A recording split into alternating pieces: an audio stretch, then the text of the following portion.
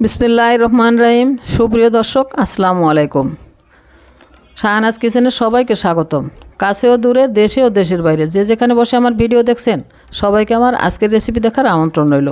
আজকে আমি আপনাদেরকে করে দেখাবো রমজান মাসের একটি কমন আইটেম পেঁয়াজু, যেটা আমাদের খুবই প্রিয় একটি আইটেম। সেই পেঁয়াজুর প্রিমিক্স বা ইনস্ট্যান্ট পেঁয়াজু মিক্স করে দেখাবো, যেটা আমাদের ঘরে থাকলে আর আমাদেরকে প্রতিদিন পেঁয়াজুর জন্য ডাল ভিজানো বা ডাল বাটার কোনো ঝামেলা থাকবে না। আবার যদি একসাথে অনেকগুলি ডাল বেটে রাখি সেটাও ঝামেলা, বের করে আবার রুম টেম্পারেচারে আনতে হবে। এই ঝামেলাগুলো আর হবে না। তাই আমি যেভাবে করি সেই পদ্ধতিটা আমি আজ আপনাদের সাথে শেয়ার করব, যেটা করলে আপনারা অনেক টেনশন থেকে মুক্তি পাবেন, ঝামেলাও কম হবে।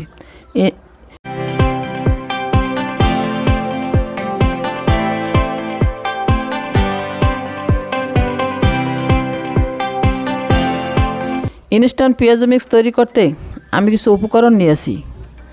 যে অনুপাতে নিয়েছি সে অনুপাতে নিলে আপনাদের পেঁয়াজু পারফেক্ট হবে এবং খেতেও ভালো লাগবে। যা যা নিয়েছি, ইনস্ট্যান্ট পেঁয়াজু মিক্স তৈরি করার জন্য আমি এখানে 3 রকমের ডাল নিয়েছি। মসুর ডাল নিয়েছি 1 কাপ, নিয়েছি 1.5 কাপ খেসারির ডাল, 1/2 কাপ নিয়েছি মাসকলাইয়ের ডাল, নিয়েছি 1/2 কাপ পোলাওয়ের চাল। এই সবগুলি উপকরণ ধুয়ে ভালো করে শুকিয়ে নিয়েছি। এটা ভালো করে শুকিয়ে নেওয়া খুবই জরুরি, কারণ এটা আমরা দীর্ঘদিন সংরক্ষণ করে ব্যবহার করব।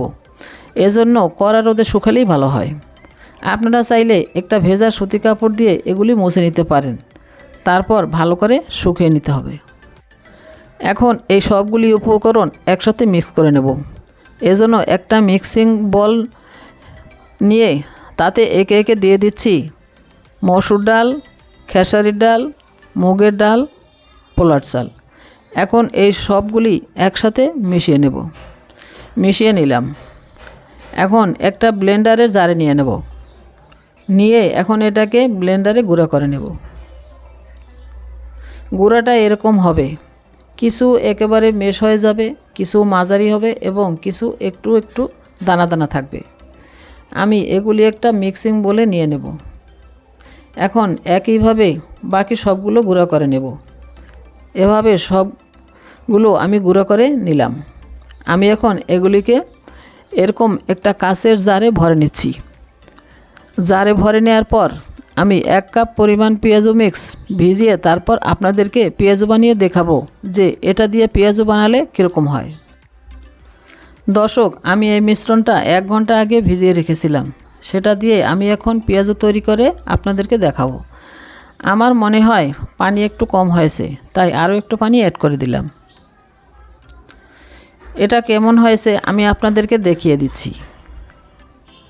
এটা কিন্তু বেটে নিলে যেরকম হয় ঠিক সেরকম হয়েছে। এখন এর সাথে দেওয়ার জন্য পেঁয়াজ কুচি নিয়েছি 1/2 কাপ।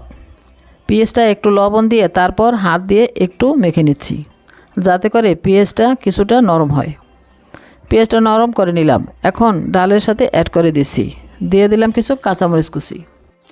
এখানে আমি নিয়েছি 1 চা চামচ হলুদ গুঁড়া, 1/2 চা চামচ মরিচ গুঁড়া, 1 চা চামচ ধনিয়া গুঁড়া আর 1/4 চা চামচ গরম মশলা গুঁড়া। এখন এগুলি অ্যাড করে দিলাম। এখন দিয়ে দিলাম 1/2 চা চামচ আস্ত জিরা, দিয়ে দিলাম 1/4 চা চামচ বেকিং পাউডার, দিয়ে দিলাম 1 চা চামচ আদা রসুন পেস্ট। এখন মিক্স করে নিচ্ছি।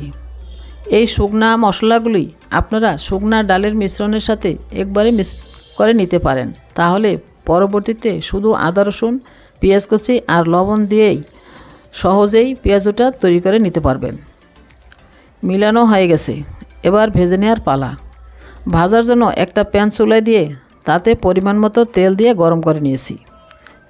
এখন চুলার আঁচটা মিডিয়াম লোতে রেখে পেঁয়াজু মিশ্রণটা পেঁয়াজুর আকৃতি করে ছেড়ে দেব। আমরা পেঁয়াজু ভাজলে যে ঘ্রাণটা পাই সেই ঘ্রাণটাই পাওয়া যাচ্ছে। এভাবে এক বাসে যে কয়টা জায়গা হয় দিয়ে দিলাম।